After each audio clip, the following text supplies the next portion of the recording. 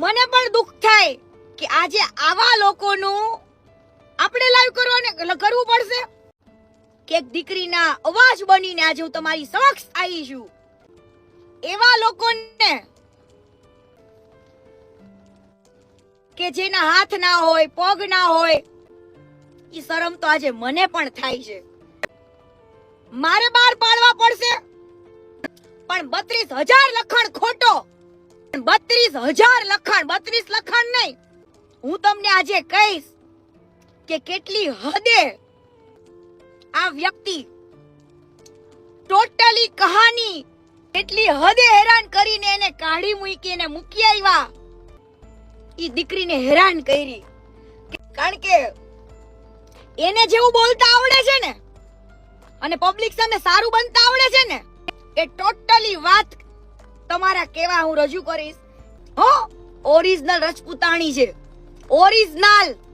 એવું દીકરી બાન નથી આવડતું, ખાનદાની છે. કારડિયા રાજપૂત ઓરિજિનલ કહેવાય. બાઈ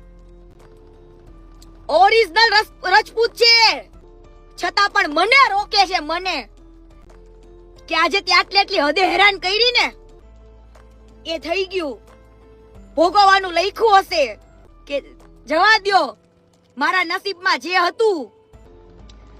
પણ આજે લોકોની આંખ ખોલવા માટે એટલા માટે આવી છું, મારી જિંદગીમાં જતું કરી દઉં એમ. શું બગાડ્યું તી છોકરીએ તારું? આજે દીકરીને કેટલી હદે માર્કેટમાં વગોઈ નાખી. હે, જીવન જીવવાનું એને વિચાર્યું કે ભાઈ મારી સાથે પેલો બનાવ આ બનાવ. હવે જે પેલા ભાભી હતા ને, હું તમને પહેલેથી વાત કરું, ઈ છોકરીએ શું તારી હારે ગદ્દારી કરી. સાપુતારામાં, અમદાવાદમાં કોની ગાડી લઈને જતો તો. આ ભાઈ સિંડોડિયો છે, મોટો સિંડાડિયો. છોકરીઓને અને આને કેટલી બધી છોકરીઓને ફેમસ કરવાની. એની ગાડીમાં કેટલી 1 by 1 એવી રીતના કરી છોકરીઓ મૂર્ખી છે કે ફેમસ કરી દેવાની પ્રોમિસો આપે, તારી હારે વિડિયો બનાવવાની પ્રોમિસો આપે. એવા ઠુઠ્ઠા પાયે જાય. અડી ગયો બધી છોકરીઓને, ઠુઠ્ઠા પાસે જાય. બાપો ફેમસ ય નો કરી, કાઈ નહીં, અડી ગયો, અડી. આ કાજલ રહી ને, કાજલ જેની સાથે આજે લગન કરે ને સ્ટોરી મૂકી, પોસ્ટ મૂકી, હાલો ઈ બધું તો સાઈડમાં રહ્યું. પણ ત્યારબાદ પણ બીજી ઢગલો હતી કોન્ટેક્ટમાં. ઈ કાજલ 5 થી 6 વર્ષ ત્યાંના કોન્ટેક્ટમાં હતી. ઈ તો હતી જ, કેમ કે ઈ છોકરીઓનું નામ મારે એટલા માટે નથી લેવા.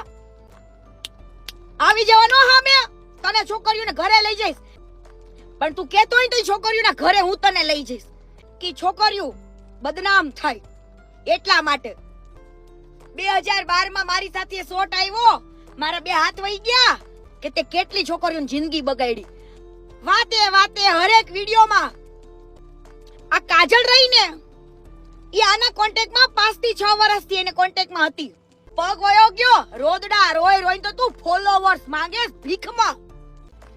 આ એવું દર્શાવે છે ને તે પબ્લિક વચ્ચે મિત્ર નહોતી. હો, હવે સાંભળજો કે મારી મિત્ર હતી તો ઈ મિત્ર નહોતી, પ્રેમી. ઈ કાજલ એના કોન્ટેક્ટમાં 5 થી 6 વર્ષથી હતી કે આ ભાઈને લબડાઈ રાખ્યો, બરાબર. પણ ઈ છોકરી એવી હતી, મારા મમ્મી પપ્પા તારી હારે લગ્ન કરાવશે નહીં, કે ભાઈ મારા ઘરે જ્યાંથી કહેશે ત્યાંથી હું લગ્ન કરીશ. જે અત્યારે એને લગ્ન કર્યા ને આ કાજલ, બરાબર, પેલા ભાભીની વાત નથી કરતી.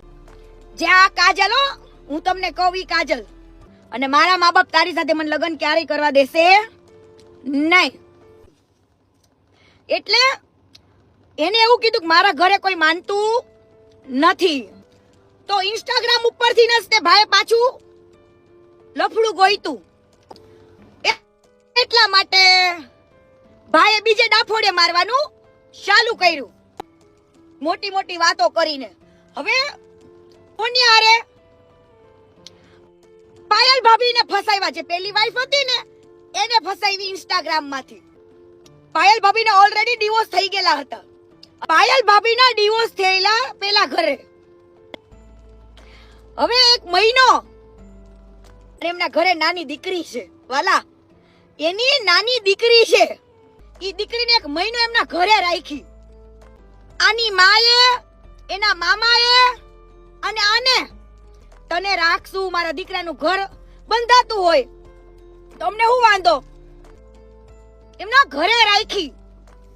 અને એને ઘણા બધા એવું કીધું કે ભાઈ વાંધો નહીં, તારી દીકરીને અમે સાચવશું. આ દીકરી બધું જાણવા છતાં પણ, ઓય તું કઈ હીરો નથી, ઈ તારો નેચર જોઈને આવી. પણ એને નહોતી ખબર એક એનું ઘર સંસાર આગળ વધે એટલા માટે એવું કીધું પાયલ ભાભીને કે હું તારી નાની દીકરીને પણ સાચવીશ અને તને પણ આખી જિંદગી રાખીશ કે તારા પેટમાં પાપ શું છે. એક મહિના પછી ભાભી પોતે પ્રેગ્નેન્ટ હતા, આવું કીધું. ત્યારબાદ ઈ બાઈને પેટમાં મહિના જતા હતા અને લગ્ન કર્યા.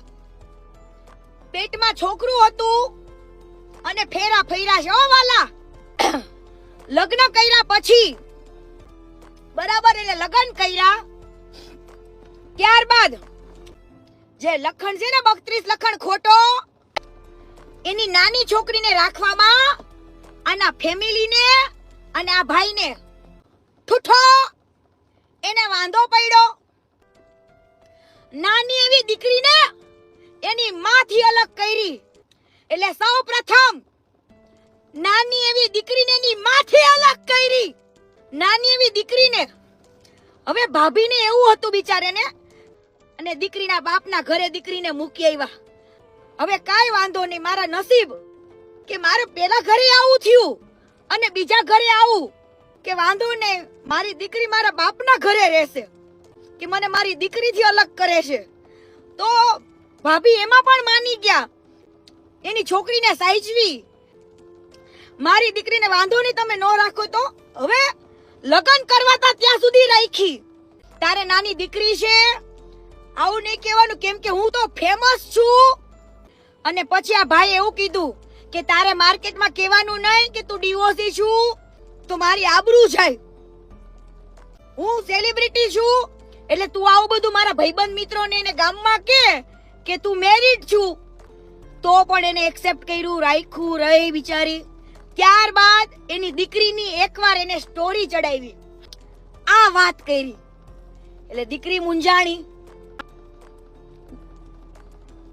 એનો બર્થડે હતો તો સ્ટોરી ચડાવી. સાંભળજો મિત્ર, એની દીકરીની સ્ટોરી ચડાવી, એવો તરત ઘરે આવ્યો અને આને એની માયાના બે જણા થઈને બહુ મારી ઇન્સ્ટાગ્રામમાં. તો જેવી સ્ટોરી આ ભાઈએ જોઈ ને, ખાલી ભૂલ શું કે એની દીકરીની સ્ટોરી ચડી જાય.